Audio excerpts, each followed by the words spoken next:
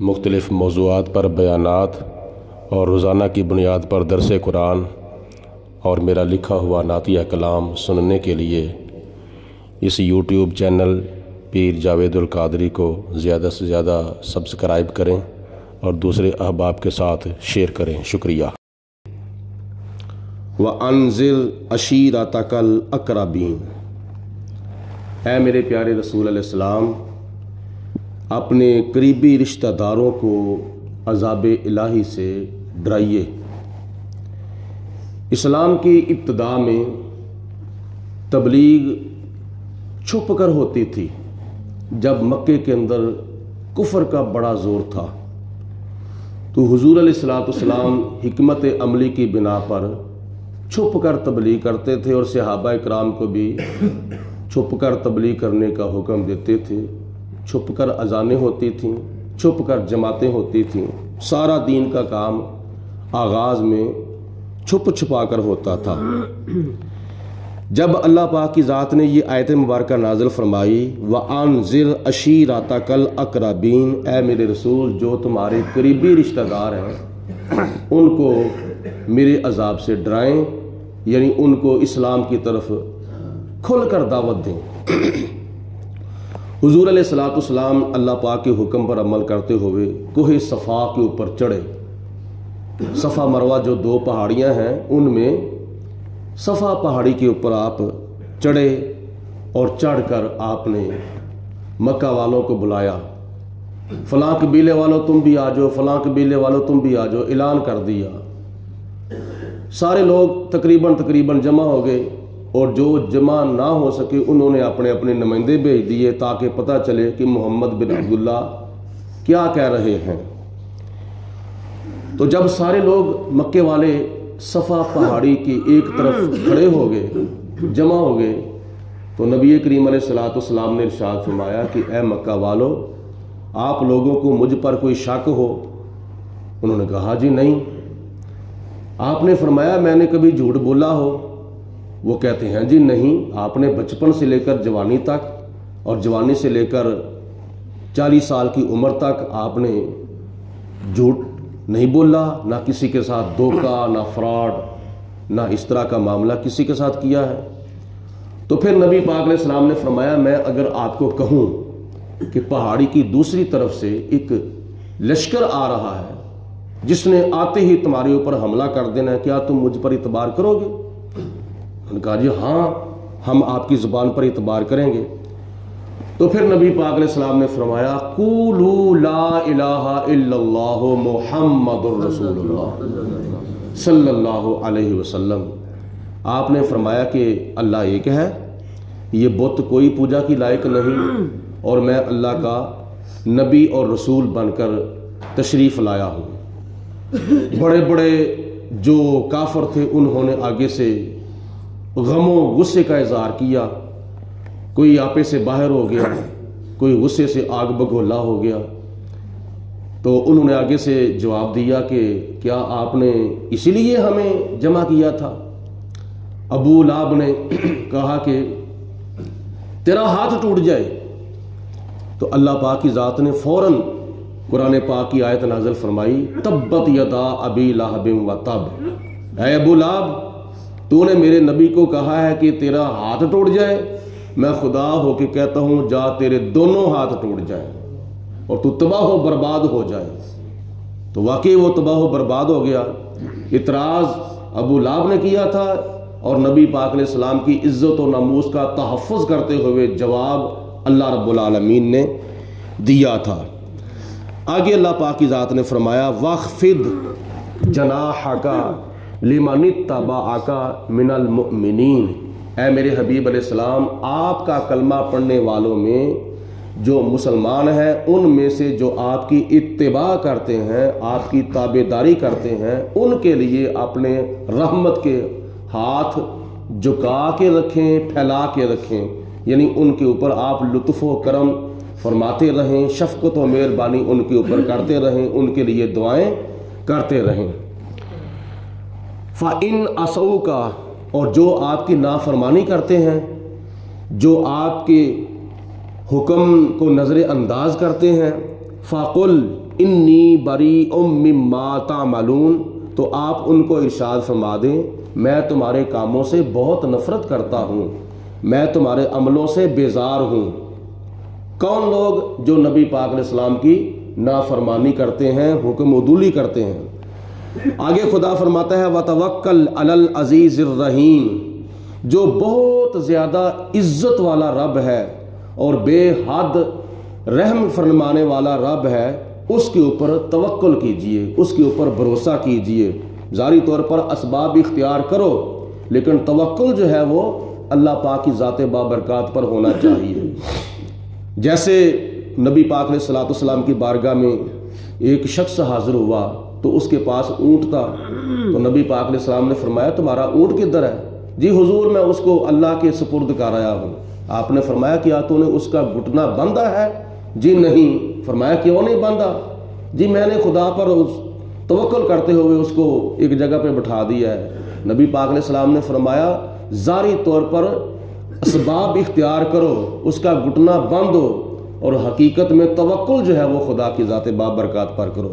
اسی طرح ہم سب کو حقیقت میں توکل اور بھروسہ خدا کے اوپر رکھنا چاہیے، اور ظاہری طور پر اپنے گھروں کو تالا ضرور مانا چاہیے۔ حقیقت میں حفاظت کرنے والا گھر کی وہ خدا کی ذات بابرکات ہے۔ الذی یراک حین تقوم، اللہ وہ اللہ ہے اے میرے حبیب علیہ السلام جو آپ کو دیکھتا رہتا ہے جب آپ حالت قیام میں ہوتے ہیں۔ نبی پاک علیہ الصلوۃ والسلام جب رات کو اٹھ کر تہجد کی نماز پڑھتے تھے، قیام فرماتے تھے، اور بڑا لمبا قیام فرماتے تھے، تو خدا فرماتا ہے کہ اے میرے حبیب علیہ السلام میں آپ کو دیکھتا رہتا ہوں۔ کیسا وہ قیام تھا جس کو خدا تعالیٰ دیکھتا ہے۔ اور وَتَقَلُّبَكَ فِي السَّاجِدِينَ، اور آپ سجدہ کرنے والوں کے اندر جب دورے کرتے ہیں اللہ اس وقت بھی آپ کو دیکھتا ہے۔ مترجمین نے اور مفسرین نے اس کے کئی معنی کیے ہیں، ان میں سے ایک معنی یہ ہے کہ حضرت آدم علیہ الصلوۃ والسلام سے لے کر حضرت عبداللہ تک، اور حضرت حوا رضی اللہ تعالی عنہا سے لے کر حضرت آمنہ رضی اللہ تعالی عنہا تک نبی پاک علیہ الصلوۃ والسلام کا نور مبارک پاک باپوں کی پشتوں سے منتقل ہوتا ہوا پاک ماؤں کے رحموں میں منتقل ہوا۔ چلتا چلتا حضور علیہ الصلوۃ والسلام کا نور جب حضرت عبداللہ کی پیشانی میں آیا، آپ کی پیشانی سے منتقل ہو کر پھر حضرت آمنہ رضی اللہ تعالی عنہا کے پیٹ مبارک میں تشریف لایا، تو اللہ فرماتا ہے میں اس وقت بھی آپ کو دیکھ رہا تھا۔ انہو هو السمیع العلیم، بے شک وہ اللہ تعالیٰ بے حد سننے والا بھی ہے اور بے حد جاننے والا بھی ہے۔ هل انبئکم علی من تنزل الشیاطین، اے کفار مکہ، اے مکے کے مشرکو، کیا میں تمہیں خبر نہ دوں کہ شیطان کن لوگوں کے اوپر نازل ہوتا ہے؟ یہ شیطان اور شیطان کے جو چیلے ہیں یہ کن کے اوپر نازل ہوتے ہیں؟ کیونکہ مکے کے کئی کافر ایسے تھے وہ کہتے تھے کہ اس محمد بن عبداللہ کے اوپر شیطان نازل ہوتا ہے، تبھی تو یہ روزانہ کی 4-5 آیتیں سناتے ہیں یا چند صورتیں سناتے ہیں۔ تو اللہ پاک نے جواب دیا کہ اے مکے کے کافرو، میں تمہیں خبر دوں کہ میرے محبوب علیہ الصلوۃ والسلام پر کون نازل ہوتا ہے؟ تنزل علی کل افاک اسیم، یہ جو شیطان ہے نا، شیطان اور شیطان کے چیلے، یہ الزام تراشی کرنے والوں اور بہتان بازی کرنے والے جو گناہگار مجرم ہیں نا، ان کے اوپر نازل ہوتے ہیں۔ یہ جو الزام لگاتے ہیں نا یا جھوٹی باتیں کرتے ہیں، ان کے اوپر شیطان جو ہے اور شیطان کے جو چیلے ہیں یہ نازل ہوتے ہیں۔ میرے حبیب علیہ الصلوۃ والسلام پر کوئی شیطان نازل نہیں ہوتا۔ میرے پیارے حبیب علیہ الصلوۃ والسلام پر اگر میری طرف سے وحی لے کر آتا ہے تو وہ میرا پیارا فرشتہ حضرت جبریل علیہ الصلوۃ والسلام ہے۔ یلقی السمع، اور یہ جو جن کے اوپر شیطان نازل ہوتے ہیں نا، یہ تو سنی سنائی باتیں کرتے ہیں۔ وجہ کیا تھی؟ حضور علیہ الصلوۃ والسلام کی تشریف آوری سے پہلے शैतान और शैतान के चेले, जैसा कि आपने कल सुना था कि आसमानों तक जा सकते थे और फरिश्तों की बातें सुनकर फिर आकर दुनिया के अंदर ज़मीन के ऊपर जादूगरों को, काहनों को, नजूमियों को बातें बताते थे। वो अपने पास से कुछ बातें मिलाकर फिर लोगों को बताते थे। तो अल्लाह पाक फरमाता है कि ये लोग वो हैं जो सुनी सुनाई बातें करते हैं, कोई तहकीक नहीं करते। व अक्सरुहुम काज़िबीन व अक्सरुहुम काज़िबून, और इन लोगों के अंदर अक्सर जो होते हैं वो झूठे होते हैं। और झूठ बोलने वाला कौन है? जिसके ऊपर अल्लाह पाक की लानत है, लानतुल्लाहि अलल काज़िबीन, झूठों के ऊपर अल्लाह ताला की लानत है। वश्शुअराउ यत्तबिउहुमुल गावून, और जो शुअरा है ना, उनकी पैरवी गुमराह लोग करते हैं। जो शुअरा है, कौन से शुअरा? शुअरा शायर की जमा है, और शायर का माना है शेर बनाने वाला। और शेर बनाने वाले कई लोग होते हैं। कई वो हैं जिन्होंने गाने बनाकर लिखे हैं, कई वो हैं जिन्होंने गज़लें बनाकर लिखी हैं, कई वो हैं जिन्होंने कवालियाँ बनाकर लिखी हैं, और कई वो भी खुश नसीब हैं जिन्होंने नबी पाक अलैहिस्सलाम की नातों के शेर बनाकर लिखे हैं। कई वो भी हैं जिन्होंने तबलीगी शेर लिखे हैं। इसी तरह शुअरा जो होते हैं वो कई किस्म के हैं। यहाँ जिन शुअरा की इत्तिबा करने से बंदा गुमराह हो रहा है या होता था, वो कौन से शुअरा हैं? वो है जो नबी पाक अलैहिस्सलाम की मुखालफत में और हुजूर अलैहिस्सलाम की तौहीन में, हुजूर अलैहिस्सलाम की बेअदबी में जो मक्के के काफर और मुशरक शेर बनाया करते थे, अल्लाह पाक फरमाता है उनकी पैरवी करने वाले जो हैं वो गुमराह हैं, वो राह रासत पे नहीं हैं। और नबी पाक अलैहिस्सलाम की याद में या हुजूर की सिफ़त व सना में नातें लिखना और शेर लिखना, ये तो सहाबाए किराम से सिलसिला चला आ रहा है। हज़रत सिद्दीक़ अकबर की नातें मौजूद हैं, हज़रत अमीर हमज़ा की नातें मौजूद हैं, और कई सहाबाए किराम की, उनमें से हज़रत हसन इब्न साबित हैं जो नबी पाक अलैहिस्सलाम के नात गो शायर थे। वो हुजूर अलैहिस्सलाम की बारगाह में नातें लिख कर सुनाया करते थे। तो अल्लाह ताला फरमाते हैं ये खुश नसीबी है कि मेरे महबूब की सिफ़त व सना की जाए, अल्लाह ताला की हमद लिखी जाए। अलम तरा अन्नहुम फ़ी कुल्ली वादी यहीमून, ऐ मेरे हबीब अलैहिस्सलाम क्या इन गुमराह शुअरा को आपने नहीं देखा? ये जिस वादी में भी जाते हैं भटकते फिसले हुए फिरते रहते हैं, इनको कोई हदायत का रास्ता नज़र नहीं आता। व अन्नहुम यकूलूना मा ला तफ़अलून, और ये जो शुअरा हैं ये कहते कुछ हैं करते कुछ हैं। जो कहते हैं ना उनकी उन बातों के ऊपर अमल नहीं करते। इल्लल्लज़ीना आमनू, मगर वो लोग, सिवाय उन लोगों के जो लोग ईमान लाए अल्लाह पर, अल्लाह ताला के तमाम रसूलों, नबियों पर, फरिश्तों पर, कब्र पर, हशर पर, आखिरत पर, क़यामत पर, और तमाम नबियों और तमाम उनके ऊपर नाज़िल होने वाली किताबों पर। व आमिलुस सालिहात, और ईमान लाने के बाद जिन्होंने नेक अमल किए। व ज़करुल्लाह कसीरन, और ईमान लाने के बाद नेक अमल किए, फ़राइज़ व वाजिबात अदा किए। इसके अलावा जो बहुत कसरत के साथ अल्लाह ताला का जिक्र करते हैं। वन तसरू मिन बादि मा जुलिमू, और अपने ऊपर जुल्म होने के बाद जो जालिमों से अपने जुल्म का बदला लेते हैं, वो लोग ये गुमराह नहीं हैं।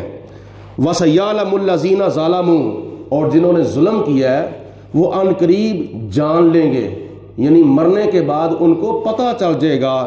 अय्यमुन कालाबी यनकालिबून, कि वो कौन सी करवट के बल सोते हैं, किस जगह पर वो लौटते हैं, उनको पता चल जाएगा। वो कौन सी जगह है? वो है अल्लाह का अजाब, वो है जहन्नम की आग। और दुनिया के अंदर बंदे की कब्र जो है वो जन्नत के बागों में से बाग भी है और जहन्नम के गढ़ों में से गढ़ा भी है। ये जो गुमराह लोग हैं या काफर या मुशरक है, इनकी कब्र जो है वो जहन्नम का गढ़ा बन जाएगी। तो अल्लाह पाक फरमाता है जालिम लोग अनकरीब अपने जुल्म की जो हकीकत है ना उसको जान लेंगे कि हमने जुल्म किया है और उसका नतीजा कब्र में कैसे मिल रहा है। तो इसलिए जुल्म नहीं करना चाहिए किसी के ऊपर, और नबी पाक अलैहिस्सलाम की सुन्नत पर अमल करते हुए अपने दूसरे मुसलमान बहन भाइयों के ऊपर रहम करना चाहिए और उनके लिए आसानियाँ पैदा करनी चाहिए। آج اللہ تعالیٰ کے فضل و کرم سے صورت شعراء جو ہے یہ مکمل ہوئی، اور اس کے بعد صورت نمل ہے، اس کا آغاز کل کیا جائے گا۔ سارے حضرات درود شریف پڑھنے سے پہلے جو کل ہمارے بہت کثیر تعداد میں مسلمان بہن بھائی ترکی کے اندر اور شام کے اندر زلزلے کی وجہ سے شہید ہو چکے ہیں، تقریباً 2000 سے زیادہ، رات کی خبر تھی 2000 سے زیادہ ان دونوں ملکوں کے علاوہ اور کئی ملکوں کے اندر بھی زلزلے کے جھٹکے جو ہیں وہ محسوس کیے گئے ہیں، اور خاص کر کے ترکی کے اندر اور شام کے اندر جو زلزلہ آیا ہے وہ بڑا عبرتناک اور بڑا خوفناک زلزلہ آیا ہے۔ اللہ پاک کی ذات سے ہر وقت ڈرنا چاہیے، کسی وقت بھی کسی جگہ پہ اس طرح کا عذاب آ سکتا ہے، تو ہر وقت خدا تعالیٰ کی ذات سے توبہ کرتے رہو، اللہ تعالیٰ کی ذات سے ڈرتے رہو، اپنے گناہوں کی معافی مانگتے رہو۔ تو ابھی تک ملبے سے لاشیں جو ہیں وہ نکالی جا رہی ہیں، اللہ پاک عالم اسلام کی خیر فرمائے، ان کی ارواح کو اصالِ ثواب کے لیے ایک مرتبہ سورہ فاتحہ پڑھیں اور 3 دفعہ کل شریف پڑھیں، اس کے بعد درود پاک۔ بسم اللہ الرحمن الرحیم، الحمدللہ رب العالمین۔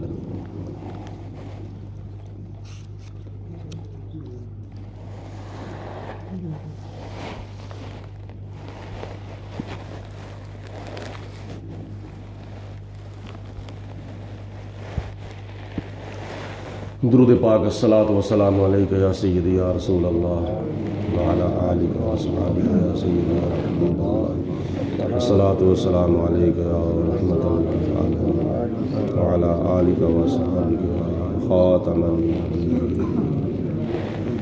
اللہم صلی علی سیدنا و مولانا محمد معدن الجود والکرم وآلہ واصحابہ وبارک وسلم۔ ربنا آتنا فی الدنیا حسنۃ وفی الآخرۃ حسنۃ وقنا عذاب النار۔ ربنا اغفر لی ولوالدی وللمؤمنین یوم یقوم الحساب۔ اللہم ربنا تقبل منا انک انت السمیع العلیم۔ ربنا اغفر لنا ولإخواننا الذین سبقونا بالایمان ولا تجعل فی قلوبنا غلا للذین آمنوا ربنا انک رؤوف الرحیم۔ یا اللہ پاک، جو اجتماعی طور پر فاتحہ خوانی کی گئی ہے، اس کا ثواب نبی پاک صلی اللہ علیہ وسلم کے وسیلہ جلیلہ سے امت مصطفیٰ کے تمام فوت شدگان کو، بالخصوص حالیہ زلزلہ کے اندر ملک شام کے اندر اور ترکی کے اندر اور دیگر ممالک میں جتنے بھی ہمارے مسلمان بہن بھائی بچے بوڑھے جوان شہید ہو چکے ہیں، یا پروردگار عالم ان کی ارواح کو اس فاتحہ خوانی کا ثواب پیش کرتے ہیں، قبول منظور فرما۔ یا اللہ پاک، جو زخمی ہیں ان کو تندرستی صحت کاملہ شفاء عاجلہ عطا فرما۔ یا رب العالمین، شہداء کے لاحقین کو، متعلقین متوسلین کو صبر جمیل عطا فرما۔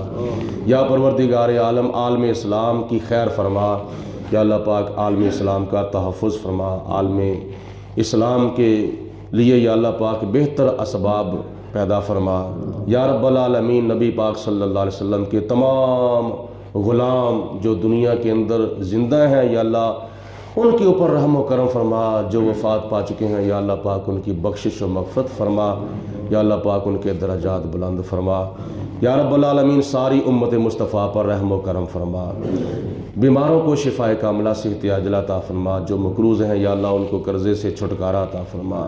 ہم سب کو 5 وقت کی نماز پابندی سے ادا کرنے کی توفیق عطا فرما۔ اس کے علاوہ یا اللہ پاک، ہر وقت ہمیں اپنا خوف عطا فرما، اپنے گناہوں کی زیادہ سے زیادہ معافی مانگنے کی توفیق عطا فرما، رزق حلال کمانے کی، رزق حلال بیوی بچوں کو کھلانے کی توفیق عطا فرما، لقمہ حرام سے محفوظ فرما۔